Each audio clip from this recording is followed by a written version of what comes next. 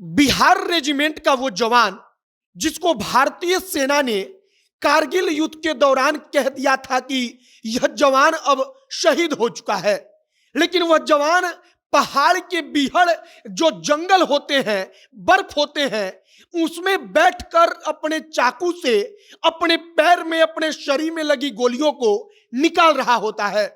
जब वह देखता है कि घाव बहुत बढ़ गया, तब वह अपने पेशाब से उन घावों को भरता है। इधर भारत की सेना श्रद्धांजलि देती है और उधर वो जवान हर रोज एक एक कदम आगे बढ़ता है। भारत की राष्ट्रपति बाद में उस जवान को वीर चक्र देकर सम्मानित करते हैं और इसके बाद वो जवान वापस आकर अपनी पूरी कहानी बताता है कि कैसे जब उसको गोली लगी तब वो बेहोश हो गया।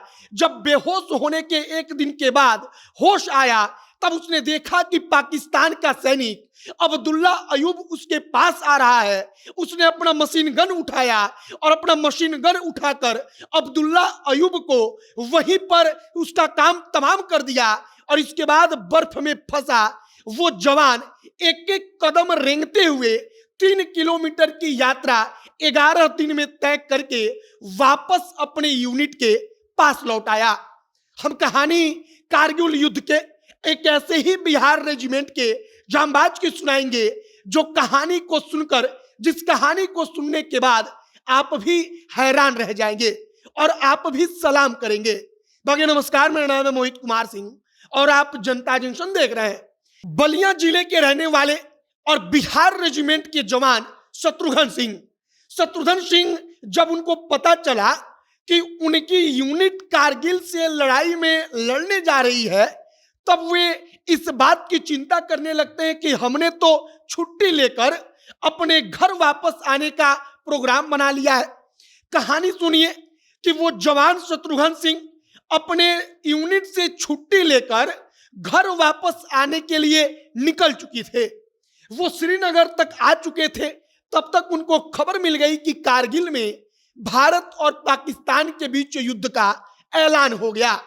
अब वो जवान श्रीनगर में रुककर सोचता है कि अगर आज मौका नहीं मिला तो फिर ना जाने कब दुश्मन से दो दो हाथ करने का मौका मिलेगा। जवान श्रीनगर से वापस लौट जाता है। अपने यूनिट के जो कर्नल होते हैं ओपी यादव के पास जाकर कहता है कि सर, हमको युद्ध करना है, हमको लड़ाई लड़नी है, हमारी छुट्टी रद्द कर दीजिए। ओपी यादव छुट्टी रद्द करते हैं। उस यूनिट के साथ कारगिल में युद्ध लड़ने के लिए बलिया के शत्रुघ्न सिंह आगे बढ़ते हैं। अब एक एक करके कहानी सुनिए कि 17 मई 1999 को छुट्टी लेकर वो वापस जा रहे थे, लेकिन छुट्टी कैंसिल कराकर अपने रेजिमेंट के साथ वापस लड़ाई लड़ने जाते हैं। 21 मई को योजना बनती है कि 21 तारीख को योजना बनाकर तैयार की गई कि कैसे इस पहाड़ी को हम पाकिस्तान के सैनिकों से आजाद कराएंगे, कैसे पाकिस्तानियों को खदेड़ेंगे। इसके बाद वहां पर जो यूनिट होती है वो रेकी करने लगती है। 28 मई को बटालिक पोस्ट पर कब्जा करने के लिए बिहार रेजिमेंट के जांबाज सैनिक आगे बढ़ते हैं। सैनिकों का कूच होता है और 28 तारीख को जब आगे बढ़ते हैं सैनिक, तब अचानक एक हमला होता है। बताया गया कि पाकिस्तानी सैनिकों ने अचानक एक दिशा से छुपकर हमला कर दिया। अब हमला में क्या होता है कि भारी गोलीबारी हुई। जो मेजर होते हैं वो शहीद हो जाते हैं और कई जवान शहीद हो जाते हैं और शत्रुघ्न सिंह को गोली लगती है, वो वहीं पर गिर जाते हैं, बेहोश हो जाते हैं। अब इसके बाद जो अन्य सैनिक होते हैं वो युद्ध लड़ते हुए आगे जाते हैं। जो बटालिक पोस्ट होता है उस पर कब्जा कर लेते हैं, लेकिन इधर शत्रुघ्न सिंह की बॉडी को कोई सैनिक ढूंढ नहीं पाता, भारत की सेना ढूंढ नहीं पाती और अंततः भारत की सेना कह देती है, मान लेती है कि हमारा वीर सिपाही शत्रुघ्न सिंह अपने आप का सर्वोच्च बलिदान इस देश के लिए दे चुका है। भारत की सेना एक तरफ श्रद्धांजलि अर्पित करती है, दूसरी तरफ उस जवान को एक दिन के बाद होश आता है। वह जवान वहां पर देखता है कि हम तो बर्फ में फंसे हुए हैं। उसको अपनी कानों में सुनाई पड़ता है कि आसपास लगातार गोलियां चल रही हैं। उसको इस बात का पता चल जाता है कि पाकिस्तान के सैनिक आगे नजदीक ही हैं और इसके बाद वह आराम से वहां पर कुछ देर के लिए बैठता है, सोचता है, अपना चाकू निकालता है, अपने पैर में लगी गोली को बाहर करता है। जब खून निकलने लगता है तब कपड़े से उसको बांधता है। उसको प्यास लगती है तो वह बर्फ को कपड़े में लपेटकर उससे अपने गले को गीला करता है। और इन तमाम चीजों के बीच एक पाकिस्तानी सैनिक अब्दुल्ला अयूब उसके ऊपर अटैक करने के लिए आगे बढ़ जाता है।